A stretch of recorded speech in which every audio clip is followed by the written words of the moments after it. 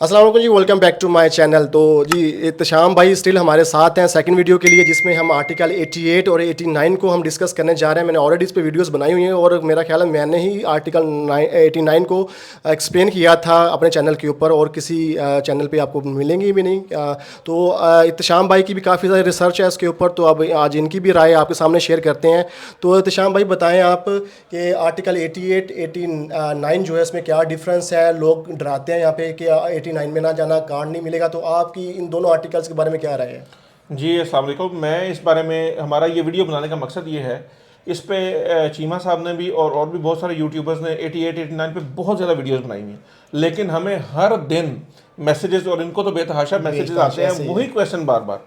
तो आप सबसे रिक्वेस्ट है कि कोई भी क्वेश्चन करने से पहले आप पहले पुरानी यूट्यूब वीडियोस देख लिया करें। आजकल जो चीज़ें चल रही हैं, आर्टिकल 88 और 89 के लिए रिक्वायरमेंट्स क्या है। अब कुछ दिन पहले एक भाई ने सवाल पूछा कि फाइल लॉक कौन से ऑफिस में होती है, तो अब इस बात का हम क्या जवाब दें? वो तो ऑनलाइन लॉक होती है, ऑनलाइन सबमिशन होती है। तो भाई पहले फर्स्ट थिंग्स फर्स्ट, जिस तरह एक फार्मूला का एक प्रोवर्ब कहा जाता है, तो पाकिस्तान से अभी लोगों का वीज़ा लगा नहीं इंडिया से, और वो ये फाइल लॉक करने की प्लानिंग कर रहे हैं। तो मैं कहता हूं पहले आप उस वीज़ा पे फोकस कर लें, जब वीज़ा लग जाए, इधर आ जाए, तो ये काम भी हो जाएंगे। सारी दुनिया के होते हैं, आपके भी हो जाएंगे, लेकिन स्टेप बाय स्टेप चलें। जब आप स्टेप्स बाय स्टेप नहीं चलते तो प्रॉब्लम्स होते हैं, अगले बंदे के लिए, बताने वाले के लिए भी और पूछने वाले के लिए। ना उसको समझा पाएगा वो, ना आप समझ पाएंगे। तो जो लोग यहाँ पे आ गए हैं या आजकल में आने वाले हैं, वीज़ा लग गया है, उनके लिए हम गाइडेंस ये दे देते हैं। डॉक्यूमेंट्स कौन से चाहिए, आर्टिकल 88 और 89 में फ़र्क क्या है, बेतहाशा वीडियोस इन्फॉर्मेशन मौजूद है। सबसे पहले आपको लीगल एंट्री चाहिए, अगर आप लीगली यूरोप में एंटर हुए हैं तो ठीक है। उसका तरीक़ेकार ये होता है कि आपका टिकट और बोर्डिंग पास, और यहाँ पे जिस होटल में या हॉस्टल में आपने स्टे किया है, उनसे स्टे करते वक्त आपने उनको कह देना है कि मुझे लीगल एंट्री का पेपर भी चाहिए। वो हो सकता है आपसे उसके कुछ एक्स्ट्रा चार्जेस लें, 10 20 50, 10 तो खैर कोई भी नहीं लेता, 20 50 हर किसी का अपना रेट है, वो आपने तय करना है, ठीक है। तो वो लीगल एंट्री का पेपर पहली रिक्वायरमेंट होता है। अगर कोई इलीगल आया हुआ है तो उसको ये नहीं चाहिए। उसके बाद दूसरी चीज़ हो जाती है आपका फाइनेंस नंबर बनता है यहाँ पे, जिस तरह पाकिस्तान में उसको एनटीएन नंबर बोलते हैं, एफबीआर टैक्स नंबर बोलते हैं, फाइनेंस नंबर। फाइनेंस नंबर के लिए रिप्रेजेंटेटिव की जरूरत है। अगर आप खुद बनवा सकते हैं तो वेल एंड गुड, नहीं बनवा सकते हो फिर किसी की हेल्प ले लें। हेल्प लेने के अगर वो पैसे चार्ज कर रहा है तो ये पहले तय करें, बाद में फ्रॉड करने के बाद ना करें। पहले अपना होमवर्क कर लें, बाद में ये ना कहें मेरे साथ फ्रॉड हो गया, क्योंकि आपने खुद उसको मौका दिया तो उसने किया। ऐसे ही ठीक है। यहाँ पे फेक डॉक्यूमेंट्स भी बनाते हैं लोग, जेन्युइन भी बनाते हैं। तो जेन्युइन और फेक में डिफरेंशिएट करना खुद सीखें।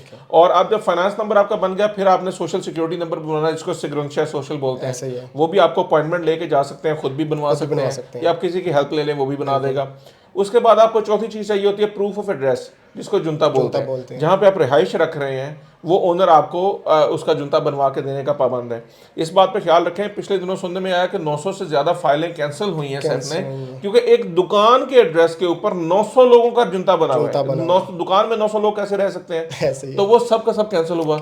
और जुनता में ये भी हो रहा है कि लोग एडिट करके, कॉपी पेस्ट करके जो फेक एजेंट्स हैं, फ्रॉड करने वाले, देखें पुर्तगाल को लोग ने बदनाम किया हुआ है, पाकिस्तान में नहीं है फ्रॉड करने वाले, इंडिया में नहीं है फ्रॉड करने वाले, पूरी दुनिया में फ्रॉड करने वाले मौजूद हैं। बिल्कुल ठीक है। तो ये हर जगह होंगे, बचना आपने खुद है, बचना आपने खुद है। तो वो एडिट करके डॉक्यूमेंट लगा देते हैं। तो भाई जहां पे आप रह रहे हैं उसको कहो जी मैं जुनता दी फिरगुसिया के ऑफिस में खुद जाऊंगा, मेरे साथ चलो, या मुझे पेपर दे दो रिक्वायर्ड, मैं खुद जाके बनवा लूंगा। ठीक है, वो खुद जाके जमा करवाएं और वहां से जुनता बनवा लें, या मेक श्योर करें कि आपके डॉक्यूमेंट जेन्युइन बन रहे हैं। फाइनेंस नंबर अगर कुछ लोग एडिट करके फेक बना देते हैं तो आप फाइनेंस ऑफिस खुद चले जाएं, उन्हें कहें जी मुझे ये हेल्प चाहिए, या कुछ मेरा डॉक्यूमेंट वेरीफाई करना है, उसका जेन्युइन प्रिंट निकलवा लें, उसे कहें जी मेरा फाइनेंस का प्रिंट मुझे निकाल दे, वो आपको सेकंड प्रिंट निकाल के देते हैं, आपका वेरीफाई हो जाता है। अच्छा, ये डॉक्यूमेंट हो गया जब जुनता बन गया। उसके बाद फर्क आता है आर्टिकल 89 और 88 का। अगर आप 88 पे जाते हैं तो 88 रूल ये है कि आपको यहाँ पे किसी कंपनी ने पहली बात जॉब का प्रॉमिस कर दिया है, तो उस पर प्रॉमिस कॉन्ट्रैक्ट, उस पर भी फाइल लॉक हो सकती है। दूसरी बात कि आपको जॉब दे दी है और जॉब का कॉन्ट्रैक्ट दे दिया, ठीक है। अब इन दोनों चीजों में आप आर्टिकल 88 में फाइल लॉक, ये चीजें आपके पास मुकम्मल हो गई। आप सापा पोर्टल की वेबसाइट पे जाते हैं, आप वहां पे जाके खुद भी फाइल अपलोड कर लेते हैं, 10 मिनट लगते हैं, कोई मुश्किल नहीं है। किसी की सर्विसेज लेते हैं तो उसको साथ बैठ के करवाएं, ताकि आपको पता हो कि आपका काम जेन्युइन हो रहा है। लॉगिन पासवर्ड अपने पास हमेशा सेव रखें। अब जब जॉब कॉन्ट्रैक्ट के अंदर इश्यूज क्या आते हैं, यहाँ पे कुछ लोगों में सुनने में ऐसा आया है, बल्कि होता भी है कि एक ही कॉन्ट्रैक्ट चल रहा है, उस पर नाम एडिट कर करके चलाई जा रहे हैं। तो जिसको आपने जॉब कॉन्ट्रैक्ट जिससे लेना है, आप उससे कहें अगर आपका जेन्युइन हो रहा है, मैं तो कहता हूँ जेन्युइन काम करें, जॉब ढूंढें। अब लोग यहाँ पे सब्र नहीं करते, जॉब ढूंढने में हो सकता है 2 महीने लग जाए, फिर वो इधर उधर से कॉन्ट्रैक्ट पकड़ते हैं, फिर ये तो 2 नंबरी है। फिर जब आप खुद 2 नंबरी कर रहे हैं, फिर आप दूसरों को ब्लेम कर रहे हैं कि वो 2 नंबरी ना करें। ठीक है, अगर जेन्युइन जॉब ढूंढे मिल गई तो आपको किसी को पैसे देने की जरूरत नहीं है कॉन्ट्रैक्ट के लिए। वरना लोग क्या कर रहे हैं कि कॉन्ट्रैक्ट एडिट कर देते हैं। बिल्कुल ऐसे ही। शहबाज साहब का कॉन्ट्रैक्ट है, उस पर उन्होंने एडिट करके एहतशाम लिखा और ये लो जी एहतशाम साहब आपका कॉन्ट्रैक्ट आ गया और अपलोड हो गया। अब उसका क्या तरीका है, आप कहें कि जी मैंने टैक्स भी पे करना है, एक्स्ट्रा टैक्स तकरीबन 8 यूरो 70 सेंट के करीब है डेली का, 8-9 यूरो डेली का बनता है टैक्स। तो आप कहें जी मेरा 10 दिन का टैक्स पे कर दें, वो 10 दिन का टैक्स पे होगा आपके सोशल की साइट पे या फाइनेंस की साइट पे शो हो जाएगा। ठीक है, और उसमें आपको वेरीफाई हो जाएगा कि आपका कॉन्ट्रैक्ट जेन्युइन लगा हुआ है। फिर कुछ कॉन्ट्रैक्ट अभी लगा 2 साल बाद कंपनी ब्लैकलिस्ट हो गई, उसमें इश्यूज आते हैं, तो उसके लिए फिर 89 सेफ है। 89 की तरफ मैं अभी आता हूँ।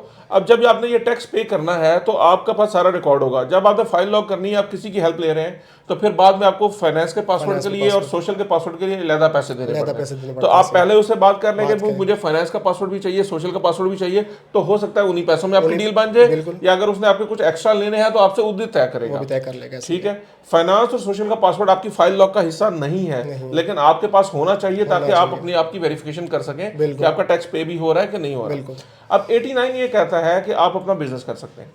आज से 4 महीने पहले तक तो ये मिसकंसेप्शन थी कि भाई जिसको रेजिडेंस कार्ड नहीं मिला वो काम ही नहीं कर सकता, यहाँ पे बिजनेस ही नहीं कर सकता। और मैं क्या बताऊं, हमारे चीमा साहब को भी लोगों ने जो है ना वो चूना लगाया। इसीलिए जी श्याम भाई मैंने 2 साल खेतों में इसलिए काम किया कि पता ही नहीं था, इन्फॉर्मेशन डिलीवर नहीं किसी ने की मुझे, तो मैंने फिर अभी लोग कहते हैं जी चीमा साहब की टीवीडी कंपनी है, फलां कंपनी है, पैसे कमा रहे हैं, यूट्यूबर बन गए हैं। अब इस बंदे की स्ट्रगल तो पूछे ना आके, वो 6 साल कहाँ पे उसने अपने आप को एफर्ट किया, स्ट्रगल की है। तो देखिए प्रोसेस है, एफर्ट स्ट्रगल तो करनी पड़ती है, और इनकी जो मेहनतें हैं, इनके जो रगड़े खाए हुए हैं, उनका नतीजा यूट्यूब पे बैठे बैठे आपको मिल रहा है। तो उससे कुछ सीखे, फिर आप रगड़े से बच जाए। अगर आपने ये सुन के भी रगड़े ही खाने हैं तो फिर फायदा। भाजी बड़े लोग जो है ना, जिनको हम सही रास्ते पे डालते हैं, वो जानबूझ के गलत रास्ते पे खुद चले जाते हैं। तो अभी श्याम भाई आप आर्टिकल 89 को ज़रा डिफाइन करें। 89 में ये है कि जी आप फाइनेंस ऑफिस में जाके डिक्लेयर करते हैं कि मुझे अपना बिजनेस करना है, अपनी एक्टिविटी खोलनी है। एक्टिविटी जॉब भी हो सकती है और बिजनेस भी हो सकता है। आपने ग्लोबल में डिलीवरी करनी है तो उसकी एक्टिविटी। अच्छा, यहाँ पे मैं आपसे बात काट रहा हूँ, लोगों के ना माइंड में सर ये बिजनेस के लिए है कि सर बिजनेस करना तो फिर हम आर्टिकल 89 नहीं, 89 का मतलब बिजनेस भी है और आपकी सर्विसेज भी हैं।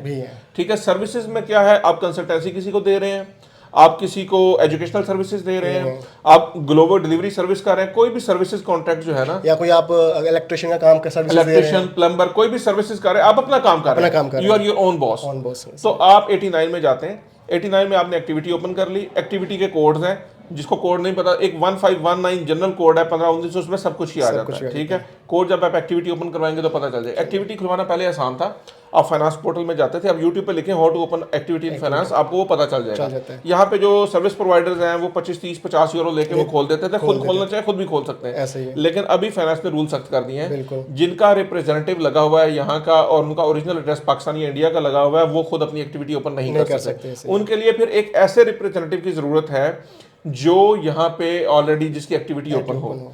अब वो आपकी गारंटी देगा। अब उसमें मसला क्या आ रहा है, दिक्कत आ रही है उसमें यह है कि अगर कल को आपने वैट या टैक्स ना पे किया तो वो जवाबदार होगा, इसलिए आप कोई गारंटियां नहीं दे रहा। ठीक है, अगर कोई देगा तो अपने बेनिफिट देखेगा, आपसे कोई पैसे चार्ज करेगा, लेकिन उसमें भी आपने मार्केट रिसर्च कर लेनी है, लूटना नहीं है। ठीक है, अब मैं रेट कोट नहीं कर सकता यहाँ पे, बिल्कुल हर बंदे का डिफरेंट रेट है, हर बंदा अपना काम कर रहा है। ठीक है, अब एक शर्ट है वो आपको 10 यूरो में भी मिल रही है, नाइकी 100 यूरो में बेच रहा है, तो नाइकी किसी की जेब से पैसे तो नहीं छीन रहा कि मुझे खरीदो, आप अपनी मर्जी से जाके देते हैं, जहां पे आप सेटिस्फाई हैं आपने वहां से काम करवाना है। आर्टिकल 89 में अब जो बंदा ये कहता है कि 88 में पेपर मिल रहे हैं 89 में नहीं मिलते, तो मेरी जाती राय में माजरत के साथ उससे बड़ा जाहिल कोई नहीं है, क्योंकि अगर 89 में नहीं मिलने तो ये गवर्नमेंट पागल है जिसने रूल बनाया है। बिल्कुल ऐसा और मैं ये चाहता हूँ, जाती तौर पे मेरी राय मैं इस पे आपको एक स्टेटमेंट नहीं दे रहा, अपनी ओपिनियन दे रहा हूँ कि मेरे ख्याल में 89 मच बेटर देन 88 एग्जैक्टली। ठीक है, आप अपना काम करें, 3 महीने बाद आपने अकाउंटेंट के पास जाना है। अकाउंटेंट नॉर्मली पर्सनल के 30-40 यूरो ले 30-40 लेता है, यूरो 50 भी ले लेते हैं, तो उसमें वो आपके 3 महीने की टैक्स रिटर्न फाइल कर देगा। आपने जितनी इनकम उसको बताई है कि मैंने इतना कमाया है, उसके अकॉर्डिंग आपने टैक्स पे कर देना। आप टैक्स पे करने के लिए किसी के मोहताज नहीं है। जब आप 88 में फाइल लॉक कर देते हैं तो यहाँ पे बहुत सारे लोगों के साथ ये फ्रॉड हुआ है कि भाई ये मेरा कॉन्ट्रैक्ट लगाई रखो और पैसे टैक्स पे कर दो। अब वो आप टैक्स उसको पे करते रहे, साल बाद पता चला उसने कुछ टैक्स ही नहीं पे किया हुआ। ठीक है, उसका तरीका आप हर महीने अपने लॉगिन पासवर्ड खोल के देखेंगे आपका इस महीने का टैक्स पे हो रहा है कि नहीं हो रहा है। ठीक है, अब बजाय इसके साल बाद आपको पता चले, आपको महीने 2 महीने में पता चले टैक्स। तो एक्टिविटी में जब 89 में जाते हैं तो आप इससे जान छूट जाती है। बिल्कुल ऐसे तो ये है जी ओवरव्यू। इसके मुतालिक आपको मजीद कोई क्वेश्चन होंगे तो हम इंशाल्लाह लाइव आ रहे हैं जी, प्लीज। इस वीडियो के जो रिलेटेड जो क्वेश्चन आपके जहन में हो आर्टिकल 89 और 88 से रिलेटेड, तो आप वो भी अपने इकट्ठे कर सकते हैं। बिल्कुल जी, जैसे मैंने लास्ट वीडियो में बताया आपको, जो टू द पॉइंट क्वेश्चंस हो, तो मेरे ख्याल आर्टिकल 88 के बारे में तो क्वेश्चंस लोगों के जो हैं पॉइंट्स हैं वो क्लियर हैं, लेकिन 89 के बारे में काफ़ी ज़्यादा मुझे लोग पूछते हैं। तो 89 से रिलेटेड कोई भी और कोई क्वेश्चन आप, मेरे ख्याल से शाम भाई ने बड़ा क्लियरली आपको एक्सप्लेन कर दिया है। अगर फिर भी कोई क्वेश्चन होता है आपके माइंड में तो आप उसको नोट डाउन करें। जिस दिन हम आपको बताएंगे कि हम किस दिन लाइव सेशन करने जा रहे हैं, तो आप उस दिन लाइव आके हमसे वो अपने पॉइंट्स क्लियर कर सकते हैं जी। अपना बहुत सारा ख्याल रखिएगा। नेक्स्ट वीडियो में मैं जो है ना आपको डिटेल बता दूंगा किस दिन हम लाइव आके आपके साथ लाइव आंसर क्वेश्चंस करेंगे। अपना बहुत सारा ख्याल रखें, नमाज पढ़ें, अपने भी दुआ करें और हमारे लिए भी कोशिश कीजिए दुआ कर दीजिएगा। अल्लाह ताला हमारी मुश्किल को आसान करें जी। अल्लाह हाफिज़। अल्लाह हाफिज़।